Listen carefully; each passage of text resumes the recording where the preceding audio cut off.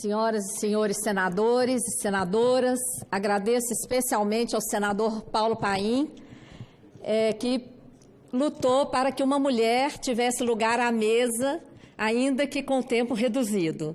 Agradeço imensamente. Eu quero deixar registrado nos anais dessa casa que essa reforma da Previdência é uma pauta de interesse do mercado financeiro nacional e internacional. A gênese dessa reforma vem da cúpula do sistema financeiro nacional. É um modelo que está sendo imposto a vários países. O governo, às vezes, usa até esse argumento que tem vários países fazendo esse tipo de reforma. Claro, vários se ajoelham da mesma forma ao que manda o BIS, que é o Banco Central dos Bancos Centrais, o FMI, o Banco Mundial, a cúpula do mercado financeiro. Essa PEC contém diversas inconstitucionalidades. Não, pelo tempo que eu estou tendo aqui, eu não terei como detalhar uma a uma, mas essa apresentação também vai ficar disponível. Ela destrói os alicerces da Seguridade Social conquistados em 88 e fere diversos princípios constitucionais, principalmente a vedação ao retrocesso social. Se nós precisamos de 1 trilhão, como diz o ministro Paulo Guedes, basta tributar as grandes fortunas. Apenas 2 projetos, PLP 9 de 2019, que tributa as grandes fortunas, e PL 1981 de 2019, que acaba com a isenção de lucros e dividendos no Brasil, só esses 2 projetos garantiriam uma arrecadação de 1 trilhão 250 bilhões nos próximos 10 anos. 250 bilhões a mais do que o ministro gostaria com essa reforma. E atingiria quem? Atingiria as grandes fortunas e atingiria os privilegiados que recebem lucros e dividendos isentos. Então, vamos deixar de lado esse discurso de que que tem déficit na Previdência. Tem déficit porque falta receita. E falta receita por causa dos privilégios, que os lucros não são tributados, as fortunas não são tributadas nesse país. O problema não está na Previdência, o problema está na política monetária do Banco Central, que produziu a crise, que gastou 1 trilhão nos últimos 10 anos para remunerar a sobra de caixa dos bancos, de forma ilegal, abusando das operações compromissadas. Nós temos dinheiro sobrando para remunerar diariamente a sobra de caixa dos bancos? Essa é a prioridade do país? Isso é um escândalo. De acordo com os balanços do Banco Central, foram 754 bilhões históricos que, se corrigirmos, chegamos ao trilhão. Além do mais, essa operação gerou escassez de moeda no mercado, enxugou mais de 1 trilhão, foi isso que produziu a crise. Foi o Banco Central que produziu a crise, usando essa medida que só privilegia a cúpula do mercado financeiro. A desculpa de controlar a inflação foi desmascarada em 2017 e aí, diante disso, o Banco Central enviou para o Congresso o projeto de lei 9248, que legaliza o depósito voluntário remunerado, que é o que já está sendo feito. E isso está também no projeto de independência do Banco Central, para legalizar isso. Então, é preciso ficar claro, precisamos de 1 trilhão, além do que eu já falei, basta fazer a auditoria da dívida pública, que só em 2018 consumiu mais de 1 trilhão de reais. Os gráficos que foram apresentados aqui pelos que defenderam essa reforma apresentam apenas a parte do orçamento com a despesa primária, como se o gasto da dívida indecente não existisse. É aí que está o rombo das contas públicas. Precisamos de 1 trilhão? Já temos mais de 4 trilhões em caixa. Temos mais de 1 trilhão 270 no caixa do Tesouro, temos mais de 1 trilhão 130, esse dado é de dezembro, atualmente já é 1 trilhão 420 no caixa do Banco Central, temos mais de 1,5 trilhão em reservas, tudo isso na gaveta. E esse dinheiro todo só pode ser gasto com gasto financeiro, com a dívida. Então vamos deixar claro, aqui já foi falado que tudo é uma questão de escolha. É uma questão de escolha, sim. A escolha que está sendo feita nesse país é ser um país que privilegia o rentismo e que empobrece ainda mais a sua população. Essa PEC 6 abre espaço para o esquema fraudulento da chamada securitização de créditos. Ela já reduz o gasto social para abrir espaço para o desvio da arrecadação tributária, que acontece ainda durante o percurso pela rede bancária, por esse esquema fraudulento que está no PLP 459 na Câmara dos Deputados e agora numa PEC 483 de 2018.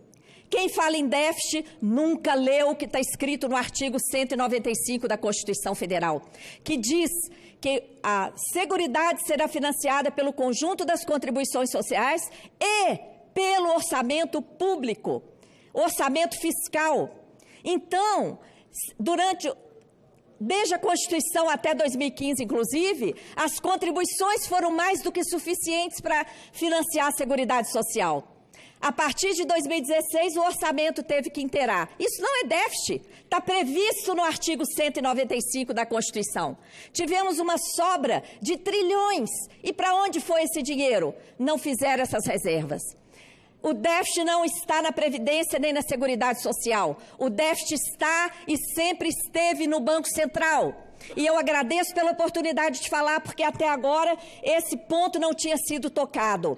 De 95 a 2015, produzimos 1 trilhão de superávit primário. Gastamos menos do que arrecadamos. E, apesar disso, a dívida interna aumentou de 86 bi para 4 trilhões no mesmo período. O que tem que feito a dívida explodir? Não é a Previdência, como já foi falado aqui na mesa erradamente, por quem defende essa reforma. O próprio TCU afirmou em audiência pública na CAI desse Senado que a dívida não serviu para investimentos no país.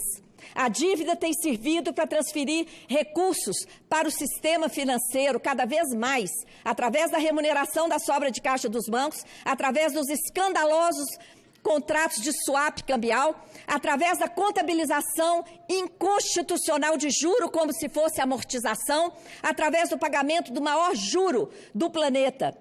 O rombo das contas públicas está aí, nos gastos com a dívida. Os dados oficiais comprovam que o rombo não está nos gastos com pessoal, nem da Previdência, o rombo está no gasto financeiro. O governo fundamenta essa reforma em dados falaciosos. Não é a Previdência que tem feito a dívida crescer, é a política monetária do Banco Central. O déficit é fake, é falso.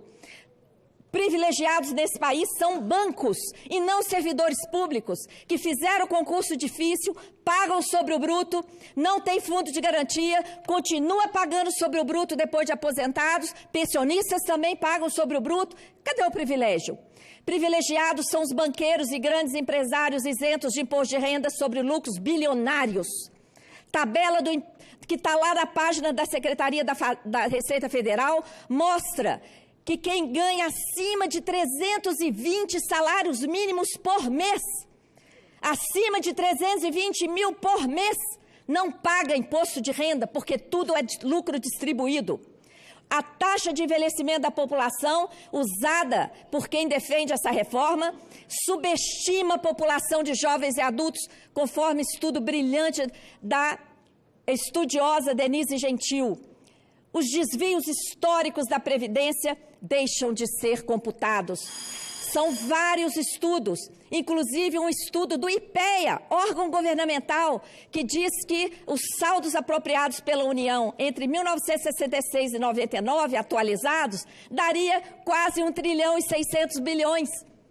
Muito mais do que se quer com essa reforma.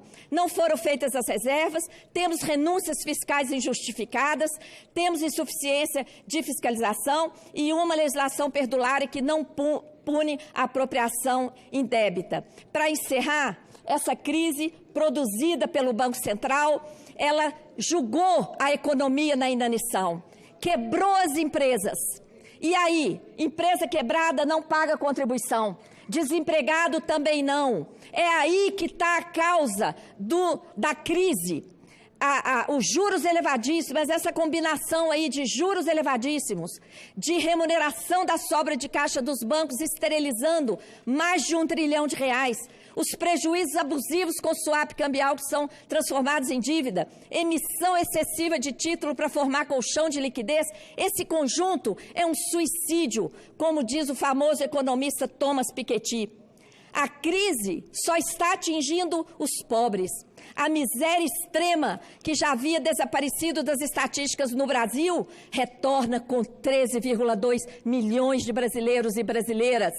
Mas os bancos batem recorde de lucro a cada trimestre. Quando enfrentamos queda do PIB, desemprego, desindustrialização, quebra de empresas de todos os ramos, empobrecimento, os bancos batem recorde de lucro a cada trimestre por causa dessa política monetária do Banco Central que fabrica a crise, joga o país na inanição e transfere dinheiro para os bancos. E essa crise produzida por essa política monetária tem sido muito útil para o mercado, porque o mercado é o beneficiário da emenda do teto, a emenda 95, que deixou fora do teto os gastos financeiros com a dívida e os gastos com as novas estatais que estão sendo criadas para operar o esquema fraudulento da securitização. O mercado é que se beneficia com essa reforma da Previdência. O mercado é que se beneficia com as privatizações e com a autonomia do Banco Central, que quer ficar acima de tudo e de todos. Eu não vou ter tempo de falar das principais alterações dessa PEC, mas fica aí registrado depois a infâmia. Enquanto Paulo Guedes quer tirar R$1 trilhão da classe trabalhadora, R$1 trilhão dos mais pobres, conforme tabela lá na última página da exposição de motivos da PEC. O trilhão vai sair dos mais pobres do regime geral, mais de 80%. Os outros 20% sairão dos servidores públicos. Enquanto R$1 trilhão é retirado da população, essa reforma produz danos para as pessoas, para a economia do país e para as finanças públicas. R$1 trilhão continua sendo destinado para remunerar a sobra de caixa dos bancos. O que nós precisamos é reduzir a desigualdade social no Brasil. É uma vergonha. A 9ª maior economia do planeta ter a pior distribuição de renda do mundo, ter o 79º IDH, segundo a ONU. Essa PEC vai piorar isso daí. Eu faço minhas aqui as palavras que o ministro Bezoini falou, que esse Senado retire da pauta essa PEC. Essa PEC não enfrenta o problema do Brasil. Nós estamos entrando na pauta do mercado. A pauta que nós precisamos discutir aqui é parar de aumentar a dívida pública de forma inconstitucional, reverter a política monetária suicida do Banco Central, que fabricou a crise, derrubou o PIB e a arrecadação, tributar a distribuição de lucros, grandes fortunas e demais ITR, etc. Fazer auditoria da dívida com participação cidadã. Muito grata.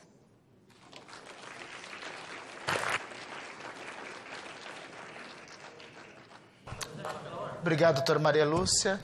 Senador Cajuru, pela ordem.